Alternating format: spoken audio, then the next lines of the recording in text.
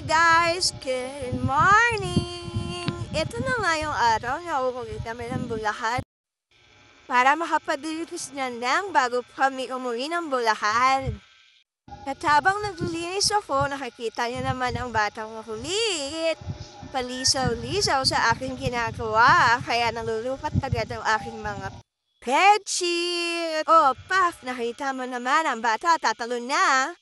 At ayan, niliguan ko na nga siya. Hindi na ako nakapag-video dahil nagmamadali na kami para makapag-back to work pa si Papa Junjun.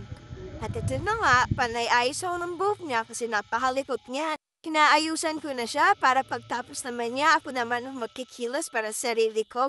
O, Pap! Iniisip ko nga habang inaayusan ko siya, baka mamaya traffic pagkuwi namin. No, wag naman. Kasi alam naman natin na rush hour mamaya dahil galing sila sa kanilang mga probinsya. At ito na nga, dito na agad kami sa bus, o diba? Ikaw na naman na videoan kasi nga dami kong meet-betty. Ano ba yan? Kanina nga, bago kami yumakay ng bus, naguguluhan ako dahil kanina, yung dalawang konduktor, grabe, nag-aagawan talaga sila sa mga pasahero para lang makapagpasahay. Di ko alam dyan ako sasakay sa old about sa huli Ano ba?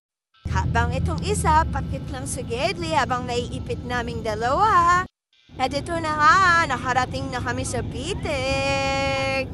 Dahil ako ay nagugutom na. Kumain naman kami ng umagahan, pero bakit ewan ko ba si Jen Punto? Gutom na talaga. Yung pagbaba namin, hanap talaga kami agad na makakainan dahil ako gugutom na ako talaga. Sa ay nasal nga, dapat kami kinupunta. Diyos ko naman, napakadaming tao naman kasi. Tapos, dapat kakain na kami, tas nakakita naman ng batan kung nang laruan niya, ayan o. Drive lang siya, pero gutom na yan, nakikita niyo naman, o diba? Binibidyoan ko na lang para mawala yung gutom ko talaga, pero ako gutom na talaga ako. Nakita niyo naman, naririnig niyo ba ang aking tiyan? Ay, gusto ko na kumain. Tigil-tigil pa yung bata. Pak, ganun, ganun po. Ikaw mo, ikaw, baka kumatang ka. Bilisan mo kakain na tayo. Ayan na, kumain na kami. Hindi ko na talaga na-videoan dahil hindi ko na tiis talaga yung tiyan ko talaga. Nagutom na talaga ako. Naalala ko na lang talaga nagbibideo nga pala ako para for today's video. Diba? Pak, first na lang matira yan, tsaka cold float. Pak, andito na agad sa LRT, di ba? Malang ako nakapag-video bago sumakay ng carousel. Nag-i-at pa yan bago sumakay ng MRT. Just me, buti na lang talaga.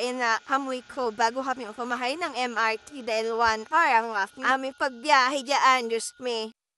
Tignan niyo naman yung batang yan, pahuya-huy na lang pero inaantok na yan. Siya, dito na lang, bye-bye!